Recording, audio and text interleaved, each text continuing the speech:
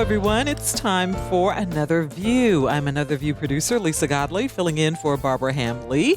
Are you planning on popping the question this holiday season? Or maybe you're already engaged and planning for the big day. If that's the case, you won't want to miss today's Another View, because joining me in the studio is Virginia's relationship coach, Alvean Lyons, with expert advice on things you should know before you take the plunge. So call your friends and get your questions ready, because we'll be taking your calls right after this news from NPR.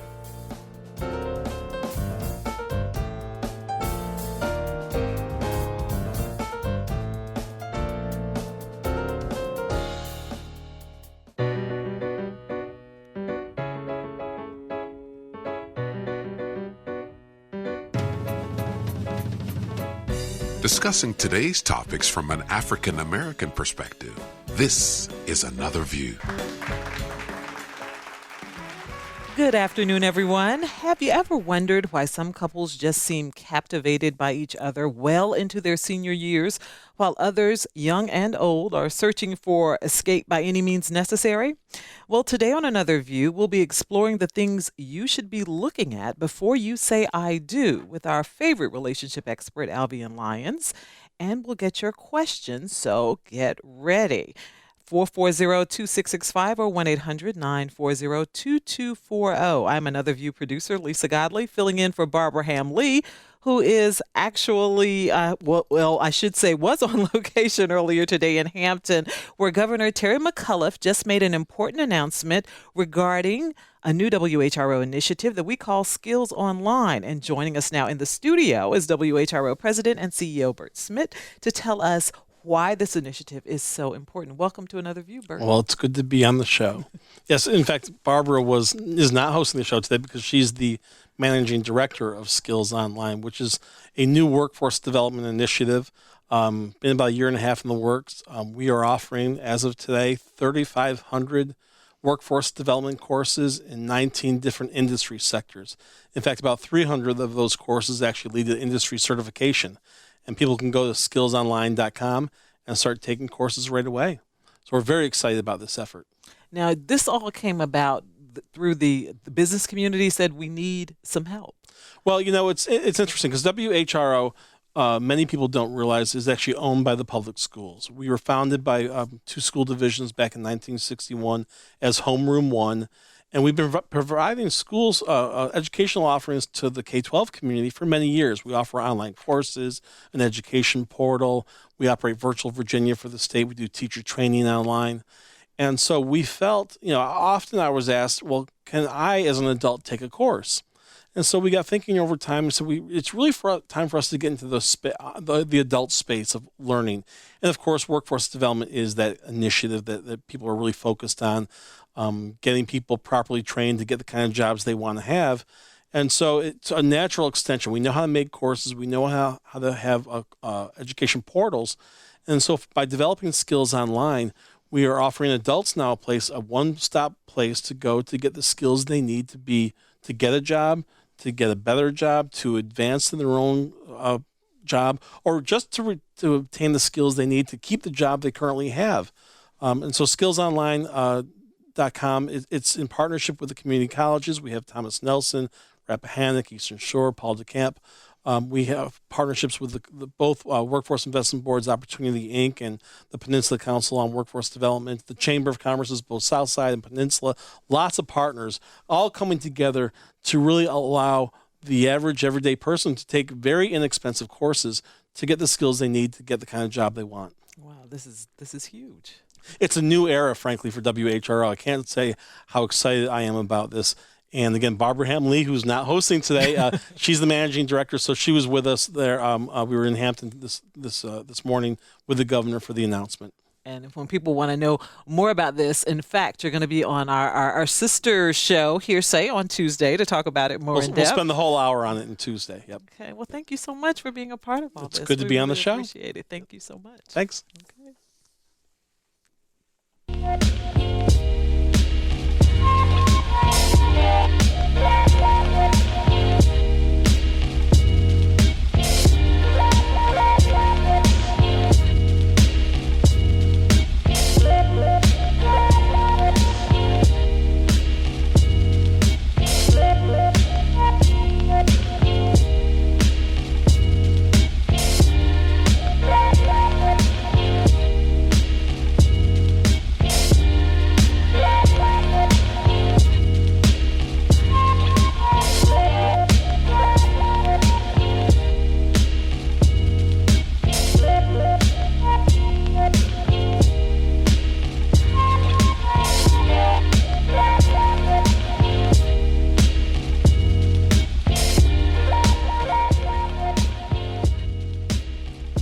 Now, wouldn't it be great if there was a course we could take to guarantee we'd succeed in our relationships?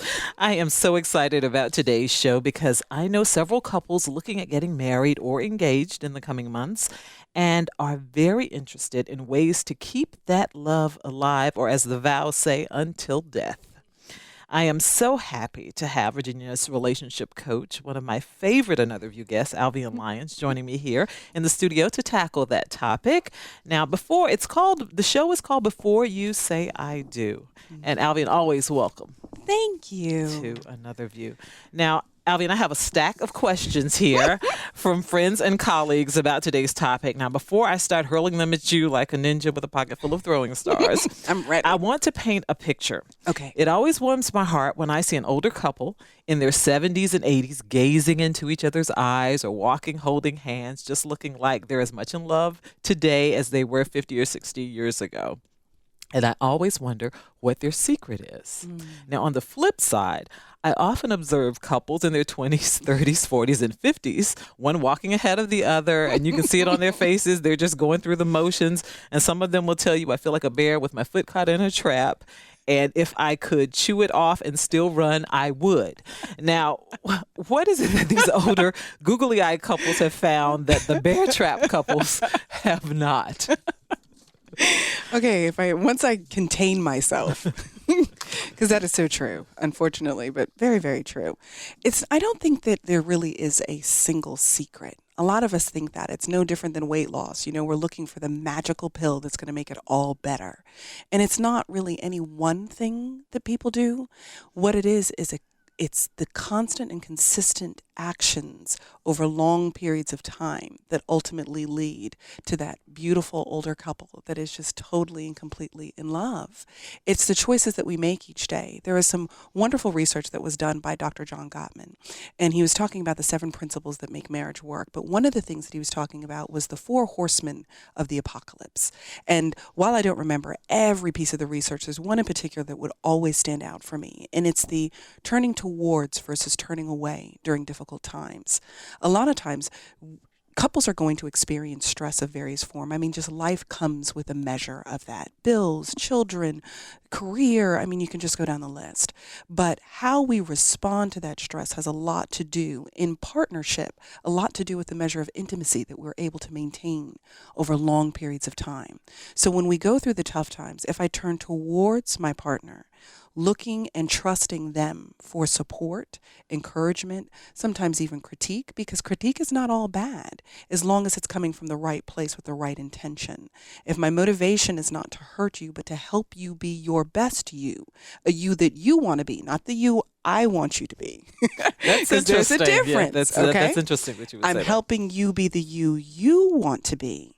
And you see me as part of your team in that process, you're far more open to what it is that I'm going to say, because you know it's not coming from my intention to make you into my perfect puppet, but rather my intention to make you into the perfect partner. And the perfect partner is that person who is whole in their own desires and is able to be excited about who he or she is. And in turn, I get to share my excitement and my wholeness with you. So older couples, a lot of times at that point where you're seeing them, they have done that for so many years and figured out that there's no perfect partner. There are just perfect ways to deal with difficult situations. And it's the wisdom of time that if you can stick this process out, which I find very scary about how people do relationships now, because the minute I don't like what you say or do, I want the exit. We're not that same generation, unfortunately. Many of us are not. Those of us who don't spend the time talking to people who have had the experience of years. We've stopped that conversation, and there's so much wisdom that exists in that. So I would say that it's the collection of lots of well-made decisions over time that get us to that place. Okay. All right. Before I start throwing my ninja stars of questions to you, please join the conversation, 440-2665 or 1-800-940-2240. Now, Alvean, I recently read that people need to understand the difference between like, lust, and love because only one is worthy of engagement. I'm waiting on your response. Well, okay. I love that they're 3 L's because I'm a lover of that. I just love it. 3 P's, 3 L's, 3 J's. Okay. So like is profoundly conditional.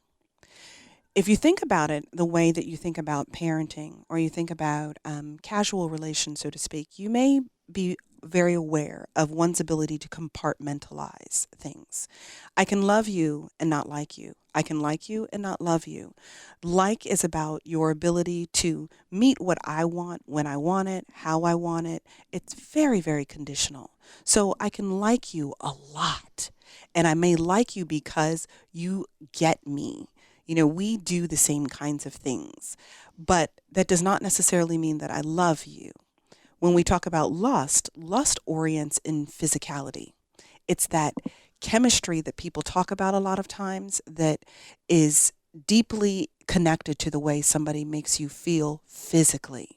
Because there are lots of people that we find very, very attractive, but we wouldn't really want to sit down and have a conversation with. Gotcha. Because there's really no substance there, but God, when I see you. God, if you could just be quiet, I could keep you around for a long time. So that physical attraction can really be intoxicating. And a lot of times people figure out, depending upon how they meet, that all they had was the physical attraction. That it was just that you were just so very much what I'm interested in and what I enjoy drinking in visually, but there's no substance to that. And a relationship is built on the substance, where love is the substance. It is the time that has we've experienced, we have endured together, we've gotten to know each other, we've built it on something meaningful. I know who you are. I know what you want. I know what your dreams are. I may know what your fears are. You know mine. We're naked with one another emotionally.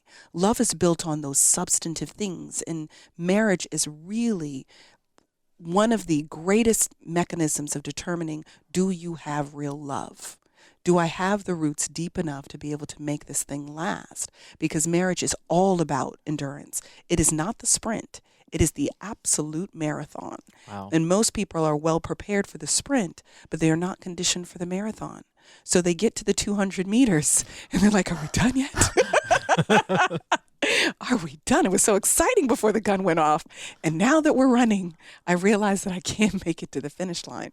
It's a very different experience, but it's how we condition beforehand, which is why I love this topic. What we're doing before we say I do, that has a lot to do with how long we do it together. Okay, join the conversation, 440-2665 or 1-800-940-2240. Alvean, I recently read that people are getting away from asking for the parents' permission before they get married. Now, they say the only people that should be concerned about this is the couple themselves. They're the only ones that should be saying whether or not we should get married. Now, I was speaking to some of my colleagues this morning, and they disagree. They say, no. It's a courtesy. You really need to still talk to the parents. What are your thoughts on this? Okay, so this one is very personal for me because I have young adults who are my own children, who are planning and talking about marriage right now. Oh, okay. And for us, even though we are a relatively young couple entering our 40s and our kids are entering their 20s now, and have been dating their partners for very long periods of time. So these are, not casual relationships. These are people who have really been part of the family.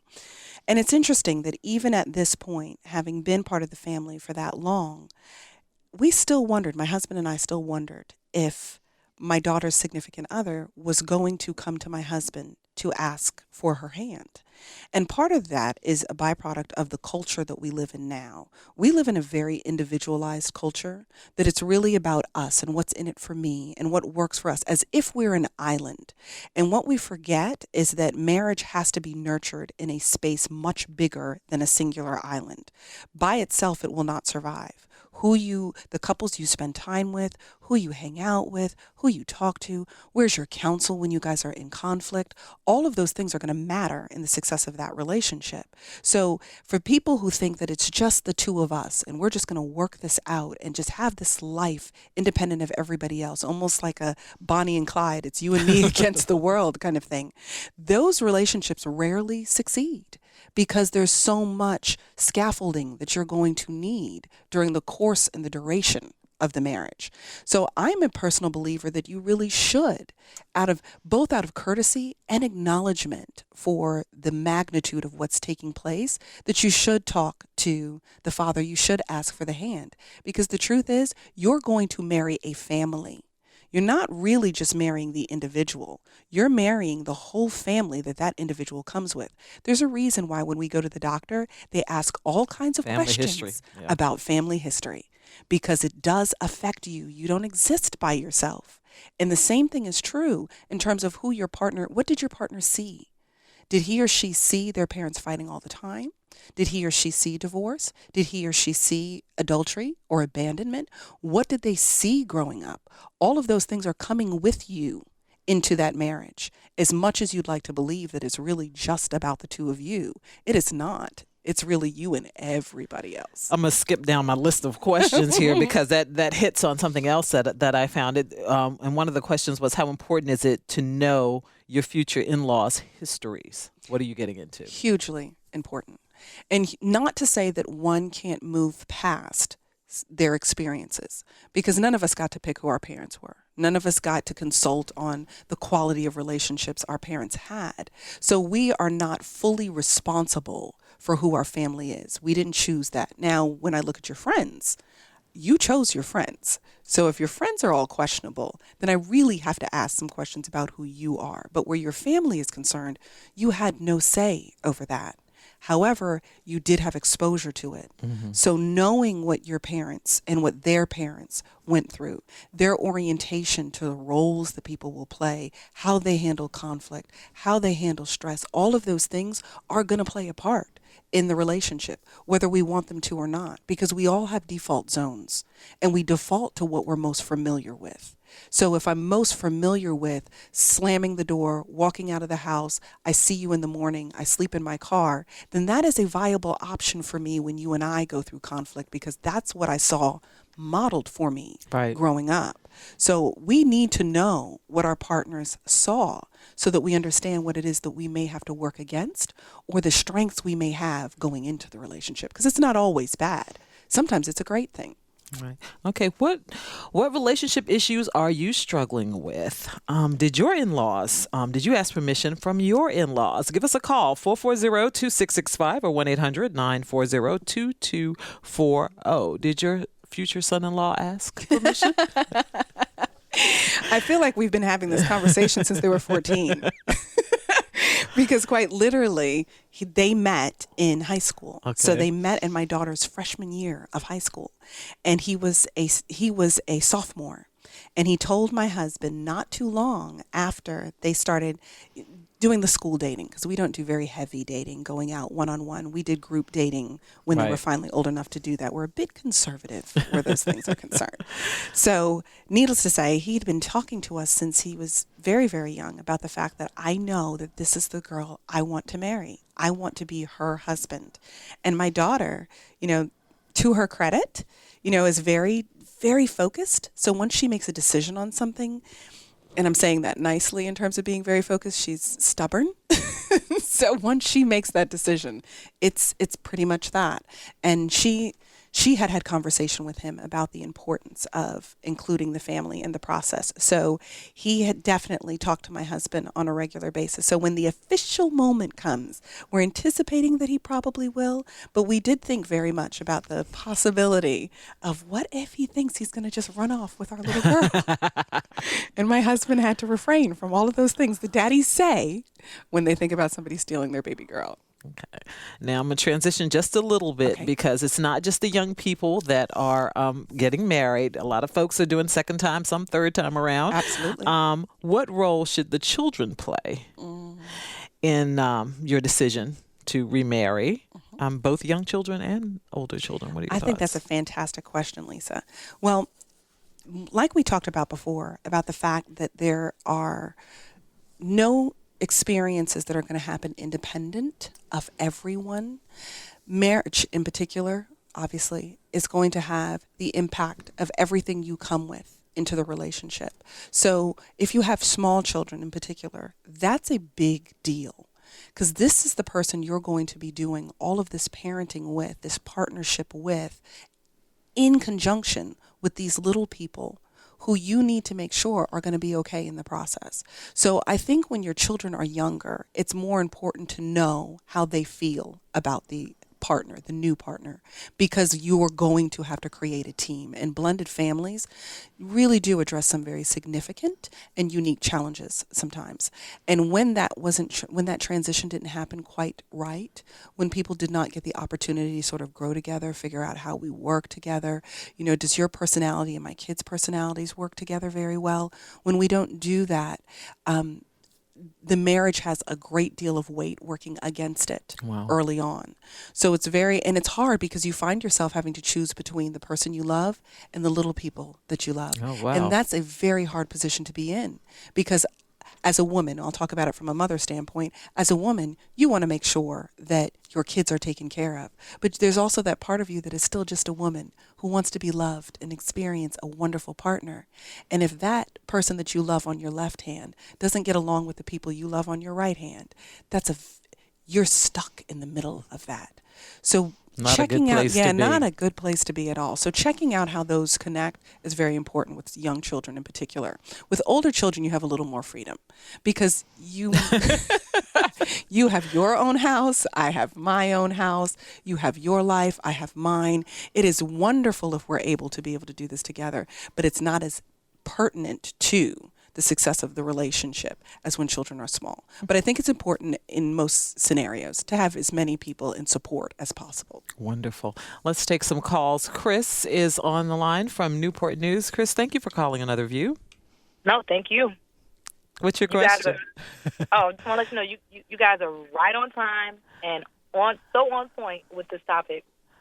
So my question was really about, what about the age gap and dealing with somebody that may be younger than you, having a relationship with them, and then the infidelities, when one thing, as you said earlier, turning towards each other. What about still trying to work it out with somebody when they turn away from you and turn towards someone else?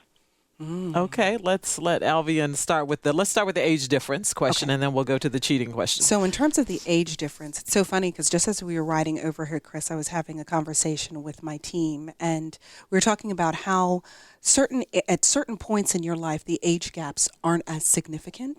For instance, between 30 and 40 is not nearly as significant as 18 to 28. Because of life. You've normally started your career. We have more things in common. We're having similar experiences. 40 to 50 have very few differences. So it depends what age gap we're talking about. So let me give that as a caveat first. Okay. The secondary element is that age can make a difference, but it makes a difference predominantly on maturity issues, because age is something that is going to happen. Maturity is optional. So they don't happen at the same time always. We can get older and not necessarily develop. So the question is whether or not this person has matured, because there's some of us who could be 25 or 35 and be far more mature than someone who is 45 and 55, right, depending upon how we have learned from our experiences in life, what we have purposed ourselves to be exposed to. So age is one of those things that are really on a case-by-case basis. But in general, you want to make sure that your partner is old enough to rent a car on their own. Oh my gosh. Generally, I'm just saying, but love comes in many forms, in many different ways. So, I certainly can't say there's an absolute, but I will say that depending upon maturity, you will determine how big age is a factor. And then secondarily, working through the cheating. Cheating is a very tough thing, because if you can put your finger on why you turned away from each other, then you have a better chance of being able to turn back towards each other. But if you don't even understand exactly how we ended up cheating, then there's no way to stop it. So I'm always careful about saying that because there's infidelity, that the relationship can't thrive thereafter. If we examine what was the motivation, what was the fuel behind the infidelity, and we're able to address that, which means that we're getting to the root of the issue. If we could change what's happening at the root, there's still the possibility to grow something healthy and strong thereafter. But if we can't identify and heal what's at the root, then we will continue to repeat the same mistakes over and over. Hey, Chris, does that help? That helps a lot. I mean, you're going to church here, taking us to church. We like that. Okay, thank you so much. Thanks, Chris. Now, Take if care. you're just joining us, we're delving into the things you should know before you say I do with Virginia's relationship coach, Alvean Lyons, and we'd love to hear from you. Maybe you're not getting married, but you have a daughter or a son or a close friend who is. Perhaps this is your second time around and you're concerned about being too settled in your ways. Well, we want to hear from you. Give us a call at 440-2665 or 1-800-940-2240. John is on the phone from Hampton. John, thank you for calling Another View. I want to thank you for this topic. And Ms. Lyons, you could not be any closer to the truth than the man in the moon. I asked my father-in-law for my wife's hand in marriage, and that set the tone for the rest of our life together. This man was so appreciative of me just coming to him, and it kind of went through his friends, because I know he was talking in the church how I approached him, and I tell you, my parents are deceased, and they told me I would be like their son, and I would tell my son right now, you will go to your future wife's father, and you will ask for a hand in marriage, because this sets the tone for things to come, and I want to thank you for this conversation, because it happened to me. I'm living it. I love it. Thank you, ma'am. John, this is Lisa. I have a question for you. How did you ask your father-in-law for your wife's hand? We went out on the back porch and we were having a cup of tea, not a cup of coffee, but a glass of tea. And I just said to him, I said, Mister, I said, I've been with your daughter for a number of years. We've grown close. I said, we have a lot of things in common. I would like to ask for a hand in marriage. And he looked at me and he said, well, you know, that's my baby. And I said, I understand that, sir. That's why we're having this conversation. And he said, if you treat her right, you'll be right by me. And that kind of set the tone. And it was great.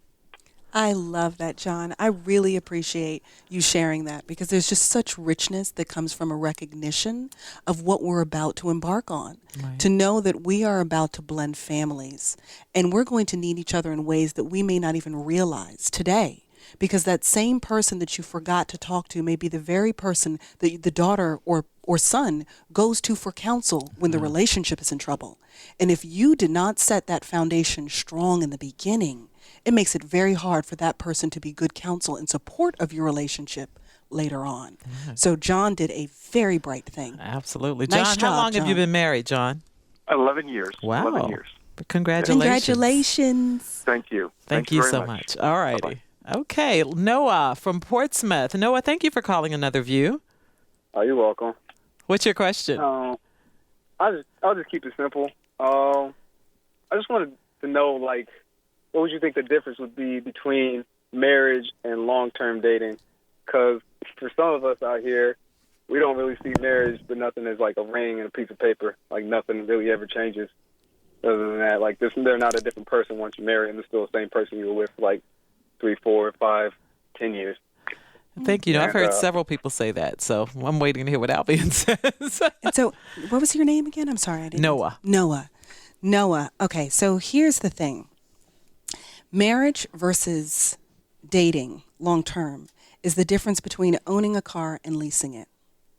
Whenever you decide that you're going to purchase something, you're making a commitment. You're saying that you are worthy of my plan forever. While a lease always has psychologically underneath it the possibility of turning you back in if this doesn't work out. So for the average woman, she's going to want marriage. The average woman, or the average man, for instance, who really is looking for a forever partner. So while I think you can have rich and fantastic relationships that are not necessarily within the construct of marriage, I will say to you that psychologically, there is always going to be that element of leasing versus owning. And if you are mine, I want you to be mine. I don't want to have that shadow in the background that says that when this goes wrong, I'm out of I'm here. turning you in for a new model. Alvean, thank you so much. I love listening to you. Noah, did that answer your question? Yeah, that's a better question than most people out here can give me. Thank you so much Thanks, for calling Noah. Another View. Okay, here's my next question to you. Ready. Next ninja star heading your way. Should you or should you not talk to each other about past relationships before you get married? People have very mixed feelings about this. This is life according to Alvean, okay? When I say this one, I'm a firm believer in empowering your partner by ensuring that there are minimal secrets. Because secrets have a way, and histories have a way of popping back up at the most inconvenient of times. And I feel like in relationship, the way that I best equip my partner to be able to handle anything that comes at them as a byproduct of my past is to make sure that they know as much as they want to know. And I specifically say as much as they want to know, because men don't want the dirty details, because they always want to see themselves as the only person you were ever with. That's very important to most men. While women, on the other hand, we want the details most of the time. We're far more likely to be interested in your past because we also understand that our fellow women are likely to show up again at some point. So, and I hate to say it that way, but when women realize that you're a good guy, and if you are in fact a good guy, then if I get a second chance at a good guy, I may make the effort. Well, I'd like to know how many people might be interested in the second chance. If I don't know anything about who you dated before, what your experiences were before, why did the relationships even end? Did they end because you left them or because they left you? That's different. Because if they left you, I need to know that you're over that. Because if you're not over that, then am I in fact, even if it's years later, am I in fact just filling in for a space that you originally wanted somebody else to be in? Because I will always be working against the gravity of that thing if you always desired that this relationship had worked out. So those are things that are important to know, particularly for women, because we orient so emotionally. So I think that it's important that you do communicate about those things, and where the significant other, where he's a male, where that's concerned, tell him as much as he wants to know. So there's never a moment that he can say to you that you never told me this, or I wanted to know this and you wouldn't answer those questions, because that makes him feel vulnerable in the relationship, that he's not in a place where he has a partner he can completely trust and there's nothing that can come and bite him later. You want to make sure you answer as many of those questions as possible, because when they're choosing you, you want them to choose the whole you, the imperfect, the perfect, the slightly flawed, all of that. You want them to choose the whole you. So when they say yes to Lisa, they get all of Lisa. Yay. Okay. We are talking about the things you should know before you say I do. Please give us a call at 440-2665 or 1-800-940-2240. Now, how important is it, Alvean, for you to know about the other person, how they handle stress? Is that key? Is that important? Yes, because we don't get to live in a world that doesn't include stress. So if I don't know how you handle it, and then we partner, and then we have what's going to happen, which is some measure of stress, then I'm ill-prepared for how to be either your support or your encouragement or whatever you may need. I don't even know what I need to be. And stress is such an indicator, or it's such a stimulus for the indicators for the success and the weaknesses within the relationship. Because you don't even know what something's made of until you put it in some measure of stress. So we're doing fantastic when all things are fantastic. Let's use a show in particular, The Bachelor or The Bachelorette. If you've ever watched the show, seen it. One of the things that people always talk about in terms of the show is that in this environment where everything is flawless, we get to stay at the most beautiful hotels, we're in the most beautiful places in the world, all of these things that are conducive to romance. You can find that romance does creep up, does build, does exist in those spaces. But then when you take those same couples and you put them in real life, where they have to figure out how to cohabitate, how to change jobs and locations, how to figure out how we're really going to do this wedding, who's going to be present, all of those things. Suddenly, the couple that was so in love 2 months ago can't stand each other now because it's not real until you've been able to test it with some measure of stress. Knowing how that person's going to handle that has a lot to do with how we're going to maintain long term.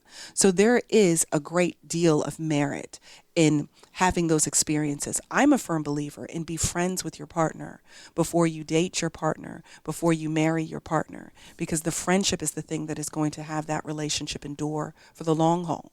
When you know your friend, you already know, you know what, all I need to do is get her ice cream and Starbucks and she's going to be okay. She's going to be okay. And when you know that he needs to go to the golf course, just leave him alone in his cave for a little while. He'll be fine in about an hour, and then we can talk about, when you know those things, you don't interpret the fact that I stress eat as suicidal, and I don't interpret the fact that you have to go to your cave as neglect and a cold shoulder. We all have different ways of handling different things, but we don't want to misinterpret what that means. And if I've never had those experiences with you, I will interpret what you do through the lens of my understanding, Right. which is not necessarily why you're doing what you're doing. So if I don't understand those things, I am likely to misinterpret them in ways that could be dangerous for us as a couple. I was going to skip down a little bit because I saw something that I wanted to expand a little bit, and it was talking about that whole men are from Mars, women are from Venus, and we think and we speak differently. So how do we talk to each other to understand each other's points of view? What's the best way to handle that? I think that is a science that we will be forever working to figure out. Huh?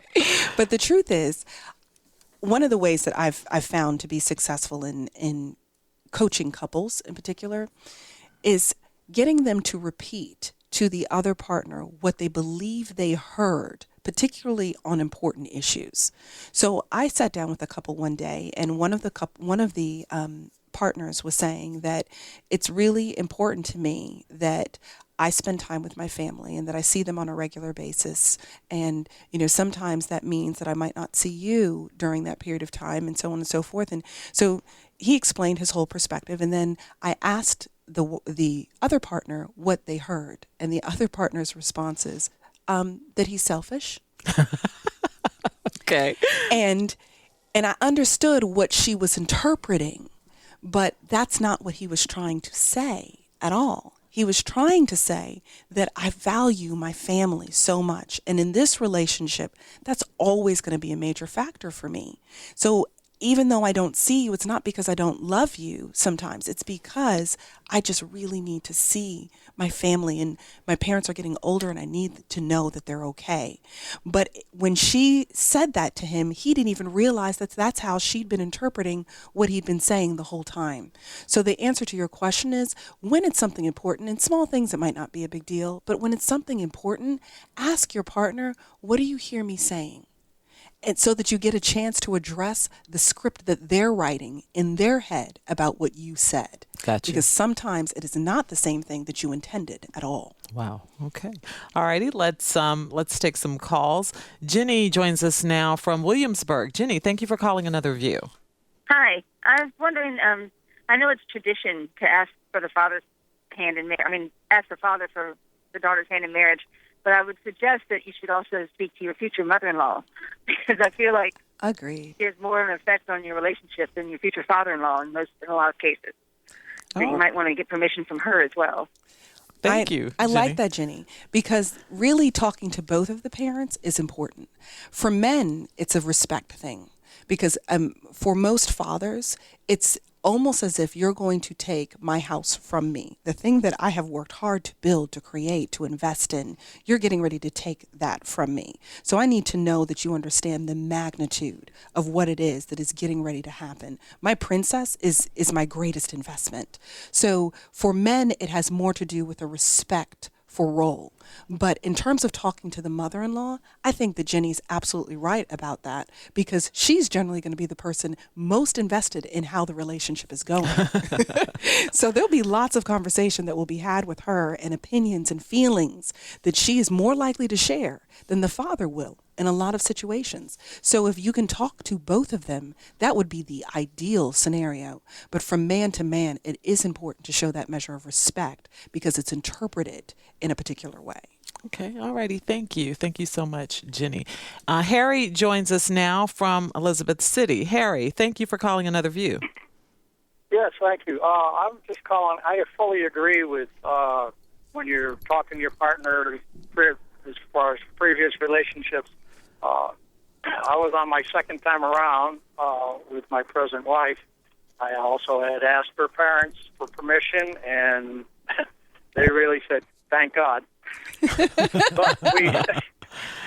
but the fact of the matter is, we on the December 18th, we will have been together for 49 years. Wow. Yay, Barry. That is fabulous.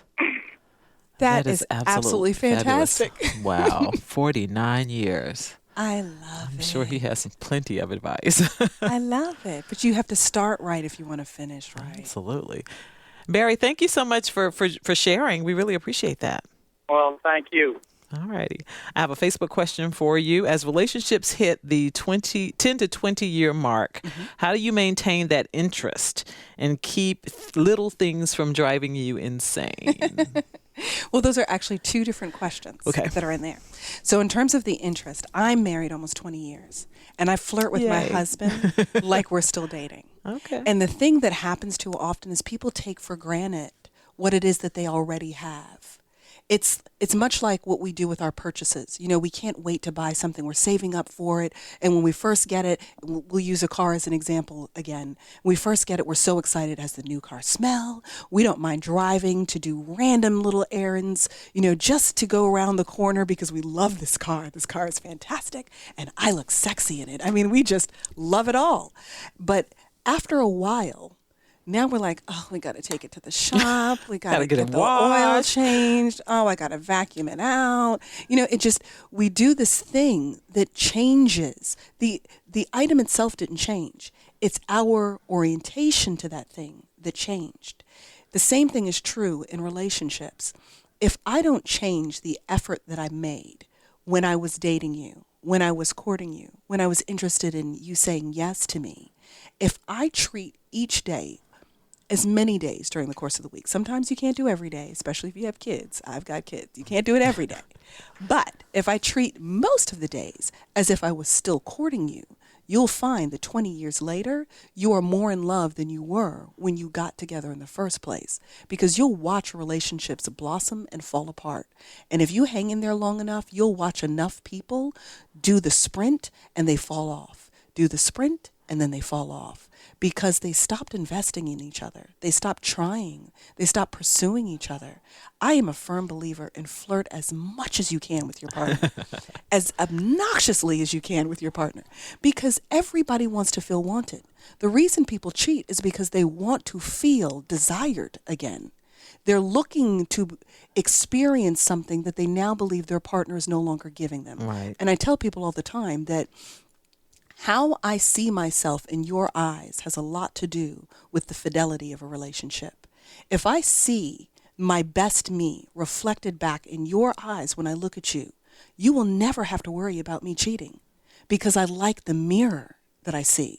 But if every time I look at you, what you send back to me shows me my worst self, it's only a matter of time before I will pursue a mirror that reflects back to me my best self. Wow. You are so awesome. All right. All right. Here's something that new couples have got to be talking about. How do you approach important topics before marriage, like religious beliefs, number of children, premarital debt? What's the best, way to do it? To I'll start with the big word, honestly. Okay. Let's start with honestly, because all of those things that you're talking about are non-negotiables in relationships. Chances are, my faith, you're not going to be able to change. Chances are. I'm not saying anything's absolute. I'm just saying generally those are major ones because they are generally non-negotiables. So you want to approach those things as early as you can and as honestly as you can, because the things that are non-negotiables are things that are core to who we are our greatest strengths, our deepest values, and our greatest weaknesses even. Because if we're talking about debt, that's a major weakness in a relationship. The fact that you don't know that about me, that when you marry me, you're taking on $40,000 worth of car debt and $100,000 worth of student loan debt because I have a master's degree. You've been set up. And that feels just like that. It feels like a betrayal when I didn't know what I was getting myself into. But you have to hold yourself responsible for that because you didn't ask the important questions early on. If you're in a relationship that you're planning for a long term, we're far enough in that we're talking about a long term experience together.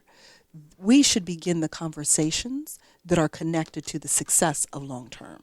So I'm not saying the first day we meet. I say, can you tell me your credit score? What's your credit score? Because I need to know before we order this dessert. So I'm not saying that. But I am saying that the earlier you know, the more educated your decisions can be about where this relationship goes. Okay. All righty. Gender roles have changed a lot over the past couple of years. How should a couple talk about sharing responsibilities? Well, those are one of those things that, much like the previous question, those are one of those things that it's also an honest and early discussion about it. Because if I believe, for instance, that women are meant to be at home raising kids, and the whole reason you got educated is because you wanted to be out changing the world in that kind of way. Because don't get me wrong, being a mom is one of the most important roles you will ever have. And we will never be able to invest in mommies at the level that they should be compensated. Because they do about 9 jobs. Exactly. So $900,000 should be about the base salary for moms. But since it doesn't work out that way, many of us not only do we want to do a great job at home, but we want to contribute to the world, the outside world in some way. But if your orientation to women is that they stay home and they raise their kids, and the whole reason you married an educated woman is because you wanted bright kids, not because you wanted her to be able to pursue her passions and her dreams out in the world, this is going to be a problem later. So being honest about the fact that I've always imagined my wife doing this, or conversely, I always imagined that my husband was going to provide completely for us. I never anticipated that I was going to work. And he married you because you were well educated, and chances are you were going to be bringing in as much money as he was. So he was looking at the exponential growth of having the two of us being financially upwardly mobile partners. And you were excited about the fact that now I can stop working. I could retire at 28. You know, those are problematic. So we want to make sure that we understand each other's visions about the roles that we're going to play, even down to discipline in children. Some people fundamentally believe that it should be the father who's the heavy hand. So when it comes to the hard line discipline roles, dad should be the one to do that. And then if you've grown up with very strong women in your house, a lot of times dad didn't even have to do it because mom had already fixed it before dad got home. Yeah. So understanding what my reality is and my orientation to these roles is very important because they're going to guide the dynamics of our family for many years to come. Okay. I'm going to throw this one out here, and I know this is strictly, a choice kind of thing for couples when we talk about finances, but this came up in one of the station conversations that we had here about whether a couple should have joint finances or they should have separate, or maybe both, maybe one big one for maybe the major bills and then a little something in case I want to go out to lunch with, the girls. Or I'm just curious as to what Alvean thinks according about to Alvean. That's funny according to because Alvean. This is what I told my daughters. And so, like I said, this is life according to Alvean. This is not based on any scientific research, okay? But I'm a firm believer in yours, mine, and ours. Household bills are our responsibility. So whatever it is that we need to do in order to make sure that our family is appropriately provided for and taken care of, if we're both working and we've both already decided that we're both contributing to that, and whatever that amount is in the joint account, great. But then separately, there's nothing more annoying than wanting to buy something for your partner and they know exactly how much you spent because all you have is the joint account. Right. So I can't even surprise you with what it is that I'm doing. And if I hide money, I feel like I'm I'm being nefarious in some way. So having yours, mine, and ours, I've found to be the most successful way of handling it. And not to mention that when I did my life insurance policy, when my husband and I did our life insurance policies, one of the things that we were very aware of is that sometimes when, depending upon how things happen where death is concerned, things can freeze. You can freeze accounts sometimes. And it happened when his mom passed away, her bank account was frozen. So if her partner had needed to get into that account, it would not have happened.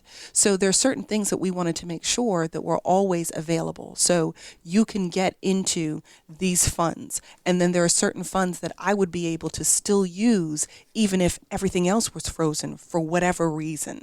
So there's so many little factors that make it sensible to be able to have independent accounts, but simultaneously have joint accounts, because we have to take care of our family together. But we should be able to do great things for each other independently. So in our household, my husband's responsible for paying the bills, and I actually build the wealth for the family.